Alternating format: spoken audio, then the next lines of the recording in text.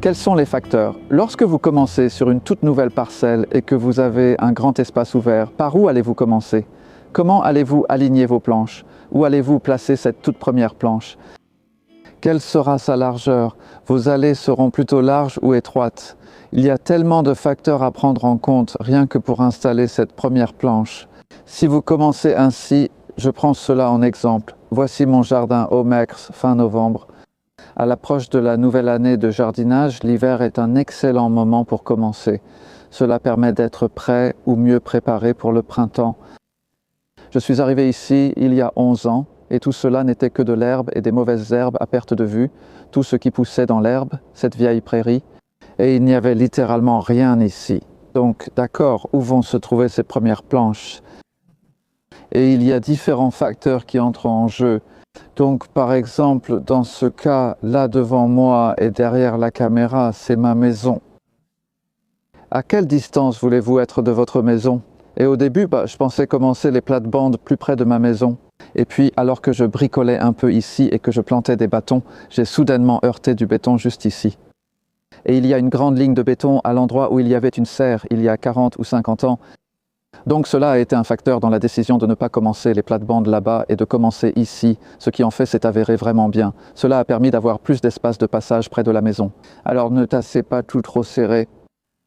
Lors de l'installation de nouvelles plates-bandes et allées, évitez de trop vous approcher des haies, arbres ou plantes hautes, car leurs racines envahiront vos plates-bandes potagères. J'avais de très grands arbres là-bas que j'ai fait abattre. Ils servaient de brise-vent. Et puis, il y a la question de l'orientation. Classiquement, on dit qu'il faut orienter les plates-bandes et les ranger nord-sud.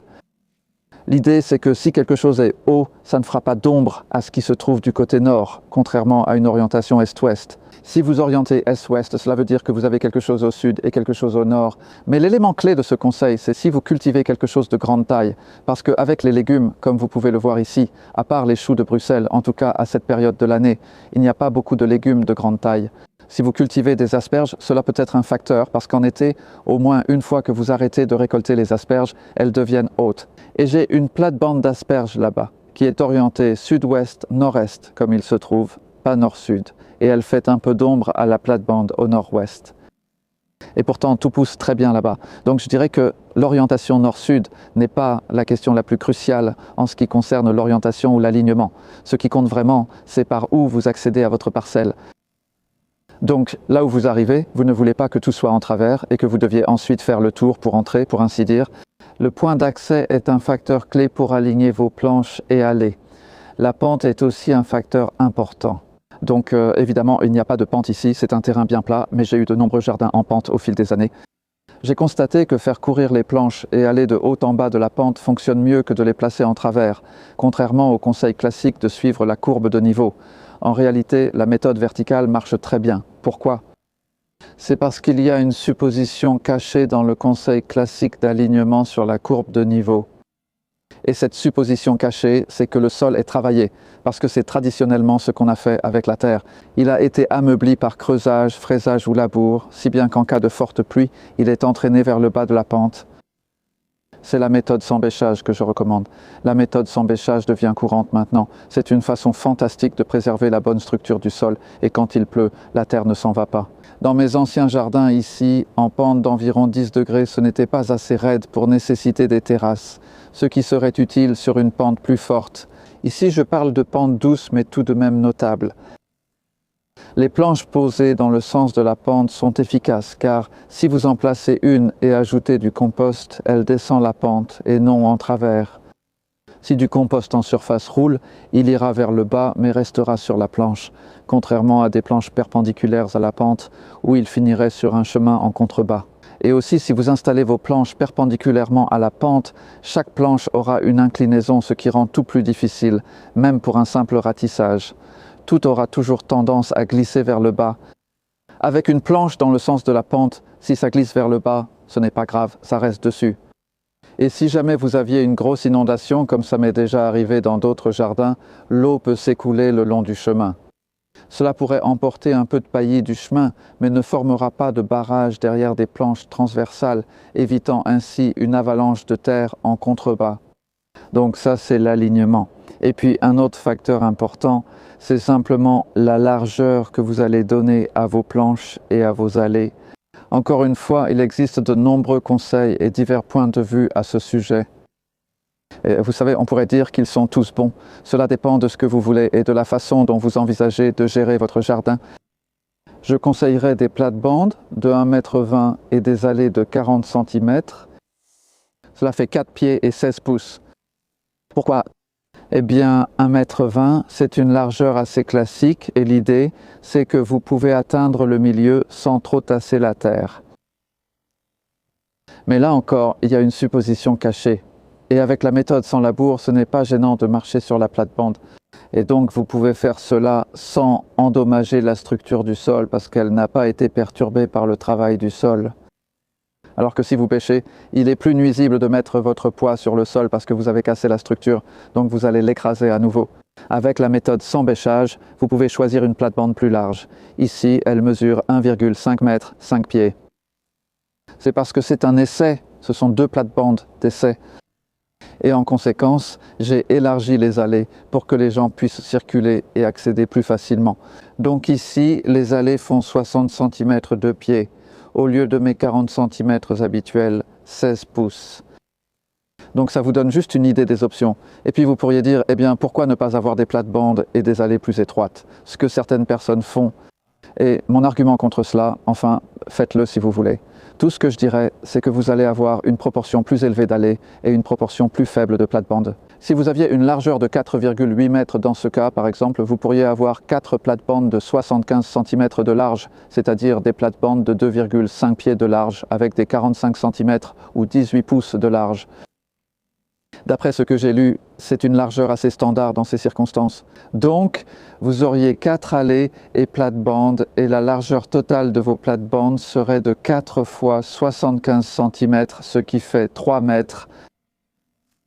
Et sur une largeur de 4,8 mètres, vous pourriez avoir 3 plates-bandes de 1,2 m de large au lieu de 4, avec les allées correspondantes de 40 cm de large.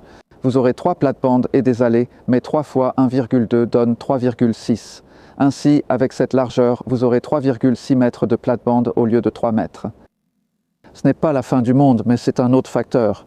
C'est bien de cela qu'il s'agit en grande partie. Il s'agit de peser toutes ces différentes options et vos circonstances, la façon dont vous aimez travailler. Quelques autres facteurs aussi, comme les voiles de protection des planches. Par exemple, il existe différentes largeurs de voiles de protection, mais la largeur standard est de 2 mètres au Royaume-Uni. Et cela va très bien sur un planche d'1,2 m, parce que cela laisse assez de housse sur les côtés pour que vous puissiez un peu l'aborder, pas littéralement l'aborder, mais vous assurer qu'il y en a assez pour bien la caler, la maintenir contre le vent et empêcher les insectes d'entrer. Donc, si vos plates-bandes sont beaucoup plus larges, comme j'en ai une là-bas, c'est une erreur que j'ai faite quand j'ai créé ces plates-bandes. Et d'ailleurs, pour ces 2 plates-bandes, j'ai mis beaucoup de temps à décider comment les faire parce qu'elles étaient vraiment cruciales. Une fois que ces 2 premières plates-bandes, ou même une seule, ça aurait pu être le cas, mais je faisais les 2 en même temps, étaient en place, tout le reste en découle parce que l'alignement va suivre. Vous n'allez pas avoir de problème. Vous pouvez voir comment les allées vont jusqu'au bout. Quand je parle de plate-bande, je voulais dire que jusqu'aux bêtes à cardes, c'était celle que j'avais faite au début. En fait, ça m'amène à un autre point. Mon conseil serait de ne pas faire vos plates-bandes trop longues.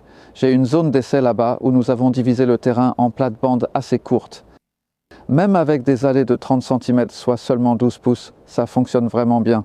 Et les plates-bandes font 2 mètres de long, soit 6 pieds et demi. Et c'est vraiment facile à gérer. Petit, c'est beau, surtout avec la méthode sans labour qui donne un bon rendement. Vous serez surpris de la récolte possible sur une petite plate-bande bien entretenue. Je venais d'installer cela dans mes 2 premières plates-bandes quand le constructeur est arrivé pour demander où serait la serre. Alors j'ai rapidement mesuré un espace pour qu'il puisse creuser les tranchées, couler le béton pour les murs qui allaient soutenir la serre. Et je ne faisais pas assez attention à l'espace entre les deux et ça s'est retrouvé un peu plus large que ce que je voulais. J'ai là une plate-bande de 2 mètres de large, pas facile à gérer. C'est un peu trop large pour mettre des protections par exemple et ce n'est pas tout à fait droit, un peu plus large à une extrémité qu'à l'autre. Il y a un grand avantage à être régulier, alors faites attention quand vous commencez. C'est l'élément clé, mesurez plusieurs fois et faites-le un jour, laissez passer une nuit et revenez-y le lendemain. Plantez quelques bâtons dans le sol, posez des planches par terre, peu importe, afin d'avoir une impression visuelle de ce à quoi cela va ressembler. Et faites cela avant de faire quoi que ce soit, avant de mettre du compost, ou vous savez, même avant de créer des plates-bandes surélevées. Ça, c'est encore un autre sujet. Je ne vais pas trop m'attarder là-dessus dans cette vidéo, mais je vais juste mentionner que vous pouvez voir que toutes les plates-bandes ici sont ouvertes sur les côtés, ce qui signifie que vous avez un accès facile pour une brouette. Et je pense que c'est souvent une raison invoquée pour avoir des allées plus larges, afin que les pieds de la brouette puissent se poser, alors qu'ici ça n'a pas d'importance, la brouette peut passer. Et je n'ai aucun problème à poser les pieds de la brouette sur mes plates-bandes. Ça, vous savez, ça n'abîme pas le sol, donc c'est une autre façon d'avoir des allées plus étroites et de gagner de la place, et ça demande moins d'entretien du sol. Si vous avez des allées à entretenir, gardez-les aussi sans mauvaises herbes que les plates-bandes. C'était un exemple, une zone avec des plates-bandes et des allées de taille variée. Il y a là-haut quelques plates-bandes qui font 1 mètre. Les allées font 40 cm et ça fonctionne. Mais je préfère les plates-bandes de 1,20 m. Un autre facteur décisif peut être la forme et la taille globale de votre espace. Et si c'est assez petit, comment je l'appelle?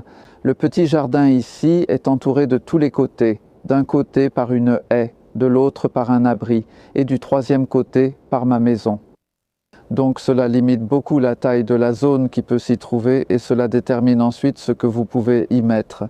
Dans ce cas, j'ai donc décidé d'avoir 3 plates-bandes de 1,50 m avec des allées de 45 cm.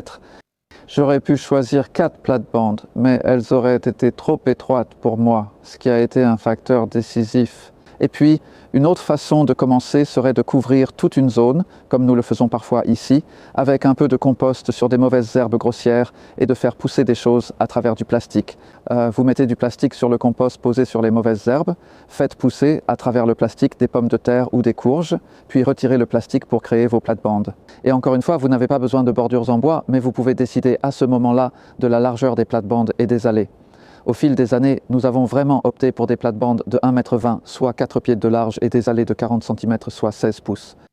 L'essentiel, c'est de bien réfléchir à vos options avant de trop modifier le terrain.